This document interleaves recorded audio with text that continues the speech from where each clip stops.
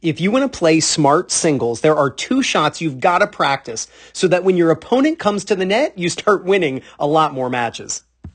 Now, first, this video is courtesy of Sandrado Plays Tennis on YouTube. Make sure you subscribe to his awesome channel. I've put his link in the description below.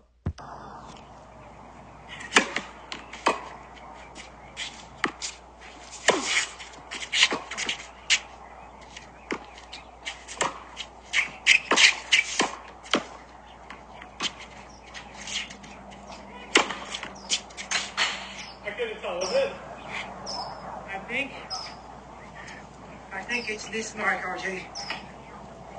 That it? No. No. This is the mark. I think. At the end of this, we'll be able to zoom in and see if Sandrado was correct in calling that ball out. All right. Very simple. It's a good serve. Sandrado hits a weak return that RJ blasts into the corner. Sandrado barely gets to that ball. You could have seen in this scenario RJ move around this in order to either hit inside out or inside in, but he elects to hit a backhand. But right here is where Sandrado takes over the point.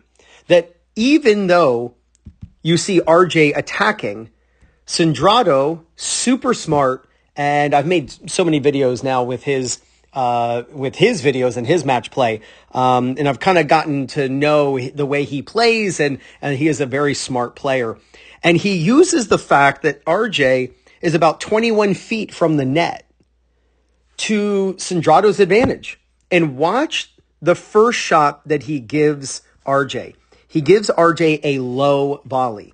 When your opponent comes to the net, your first line of thinking should be, how can I involve my opponent in the point? Don't think of avoiding them with a passing shot down the line, cross court, whatever. Don't think of avoiding your opponent. Involve them in the point, but do so in a way that makes it tough for them. And so that's what Sandrado does. He gives RJ a low volley. That is going to force RJ to have to pop the ball up. The ball has to go up off his racket. Otherwise, he's going to hit the net.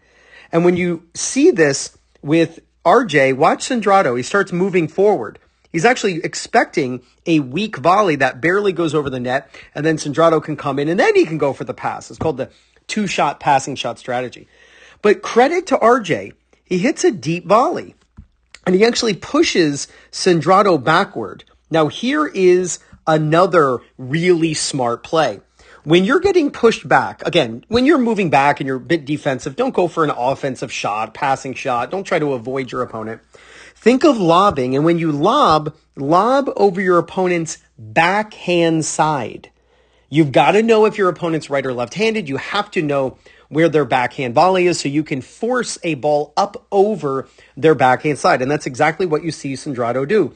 He lobs the ball super high, and look where RJ has to drift. He has to drift all the way over by the single sideline. And that's very difficult, especially we can look at the sun, right? The sun is over like here, this direction. And so the sun's kind of in his eyes as he's looking up at this ball. It's not easy. He's moving to his left and he's aiming to the right. This is not an easy shot. So the 2 shots you've got to practice. I'm not saying passing shots are bad, but most people attempt those all the time. And that's avoiding your opponent. Instead, involve them in the point. Give them a really low volley. And then if you're thinking of lobbing, in singles, lob up over your opponent's backhand side. There's so much room to lob over their backhand side. It's quite easy to do so. Now, one thing I like to do with my students when I give them Zoom lessons and we go over their match play is to look at the height of their toss and use a timer. Now, I don't mean a toss. I meant to say a lob. I do that too with the serve. But I like to use a timer. And what I like to tell my students is, look, you want to get around 2.5 seconds or more that the ball is in the air by the time the opponent makes contact with the overhead, because by that point, the ball is dropping so rapidly, it is very tough for your opponent to handle. So let's see how long this ball is in the air. So you can see as soon as he hits the ball, the timer starts. Let's see how long the ball is in the air by the time RJ hits this overhead. So right there, so we can go back a little bit actually. So 2.39, 2.4 seconds. So it's really close to this 2.5. And so that means it's high and it's on the backhand side. Not easy. And let's see the overhead. Let's see if he made this shot. We can zoom way in and let's see. Yes, that ball was out. We can see it right there landing. There's space between the ball and the white line. So that ball was out very clearly. And let's see actually if he points to the correct spot. Let's see. Let's see if he's pointing to the correct spot. I don't know. He was actually correct, but it looks like he's pointing to the wrong spot. Let's see again. I'm going to put a little mark on the ground exactly where it landed. So I'll put a little line or the little dot right there. That's where that ball is landing. Let's see if he points to that little dot. I don't know. I think he got it right with the call, but I think he's actually pointing to the wrong mark. And yes, on hard courts, there often are marks on the court from the felt that it'll actually leave. If the court is very rough, like a slow court, it will actually leave a fuzz mark, which obviously wears down the ball quickly, right? But that was pretty interesting. So who knows if he actually pointed to the right line, but give your the right mark. Give your opponent a low ball, lob really high over their backhand side. You will win so many points when your opponent attacks the net. Now, if you'd love to use the same strategies the pros use to win their matches, then you got to pick up the Singles Playbook by Fuzzy Yellow Balls. It's all broken down by the type of opponent you play against, and it's over 50 pages, strategy after strategy. And what's really cool is each page comes with a QR code, so you can watch a video of exactly how to use each strategy. Just use my link in the description and pinned in the first comment.